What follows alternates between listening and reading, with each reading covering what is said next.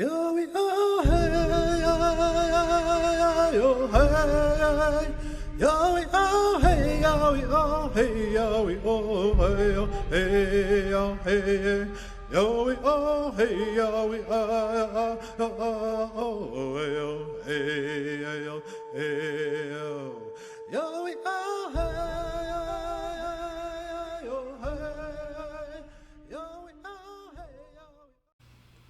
Code Talker by Joseph Bruchac, published by the Penguin Group. Please excuse the mispronunciation of any Navajo words. Chapter 20, The Next Targets. Almost before I knew it, it was June of 1944. The Marianas Islands were the next targets in our island-hopping campaign that had begun at Guadalcanal. The official name for that Marianas campaign was Operation Forager. Our new objectives were Saipan, Tinian, Guam, and Palaleo. They were to be the next stepping stones toward our final destination, Japan itself. Operation Forager was under the command of Admiral Nimitz, and Marine General Holland Smith was in charge of the amphibious landings. Howling Mad Smith was what everyone called him. I met Major General Smith several times during the war. Though he seemed like a mild-mannered man, more like a middle-aged storekeeper than a Marine, I also saw what he looked like when he was angry. His face became red as fire, and he seemed to grow twice as tall. We were divided into two task forces. The Northern Task Force was made up of the 2nd and 4th Marine Divisions. The Southern Task Force was made up of the 3rd Marine Division and the 1st Army Brigade. I was in that 3rd Marine Division and found myself reunited with several of my former Signal Corps buddies, including Smitty and Georgia Boy, who once again tried to crack my ribs with one of his Southern bear hugs. "Chief," he drawled, "I'm so all-fired glad to see you." Smitty pulled back the sleeve of his shirt and held his brown arm next to mine. "Look here," he said, "while our boy Ned has been up in shady Honolulu, we've been down here in the sunny South Pacific, working on our tans." Soon, the talk turned to where we were headed. Would it be Saipan or Guam? We didn't have long to wait. Our orders came down the next day. The Northern Task Force would be taking Tinian and Saipan. Our objective was Guam. All these years later, I am still thankful that I was not sent to Saipan.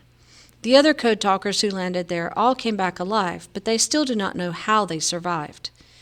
Their D-Day was June 15, 1944. There was much resistance against our first waves that came ashore, and the sea was rough. Boats were tipping over before they even came close to the beach. Jesse Smith, Wilfred Dilley, Danny Akey, Frank Thompson, and Carl Gorman. They were some of the code talkers who landed on Saipan. They said that it was the worst place they had ever been. Of course, none of us had yet seen Iwo Jima. Shells were hitting the water all around us, Jesse Smith told me later. Some people had to cut off their packs to keep from drowning and then struggle into shore without guns or any equipment. But when things got a little quieter, Wilfred Billy added, those of us who lost our stuff were able to go back down to the beach and get packs and guns from the men who got killed and were washed up on shore. There was more than enough. Saipan was 14 miles long and 5 miles wide. Before war came to it, it must have been a beautiful place with its palm trees and sugar plantations.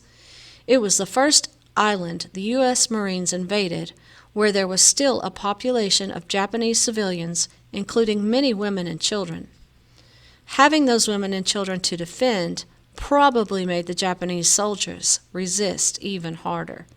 They fought on the beaches and from caves where their soldiers were dug in. Just as had been the case so many times before, our naval bombardment and air assaults hadn't been very effective in knocking out the coastal defenses. Hundreds of Marines died in the water and on the beaches. As our Marines moved further inland, the Japanese kept sending wave after wave of banzai attacks against them. But Howling Mad Smith refused to order his Marines to retreat. This is one of the messages that Wilfred Billy sent for General Smith. Da-a-ka, ta-a-ta, da-az-ja, ses, na, glo chin, hi-i-dese, ma-e, na, asja, ga, ne-te, al-ta, ji-je, lia, gade, do, hu, na, bil, has-an. To all units, Be on the alert for bonsai attacks. Dig in and report positions. The enemy screamed and threw hand grenades and emptied their weapons as they ran forward. There were thousands of Japanese, soldiers and civilians, both in those attacks. Some were armed with nothing more than sharpened sticks. They believed their only choice was to die for their empire. It is hard to describe how loud and frightening and terrible such attacks are, but all those bonsai attacks failed. From dug-in positions, the Marines stopped them with machine gun fire. The enemies fell like tall grass cut by a scythe. The saddest part of Saipan, Wilfred told me, was those Japanese civilians. The Japanese women and children ran from the Marines in terror. They'd been told that Americans were devils who would kill and torture them. The Japanese government propaganda frightened those poor people so much that they didn't allow themselves to be captured. They blew themselves up with grenades, they climbed to the tops of cliffs, and threw their children off before hurling themselves onto the rocks below. Hundreds jumped from the cliffs near Marpy Point and waded into the ocean and drowned before our shocked Marines could reach them. There were tears in Wilfred's eyes as he remembered it. On Saipan, over 3,000 Americans died between June 15th and July 13th, when the Marines were pulled back. The entire Japanese garrison on Saipan of 20,000 men was wiped out.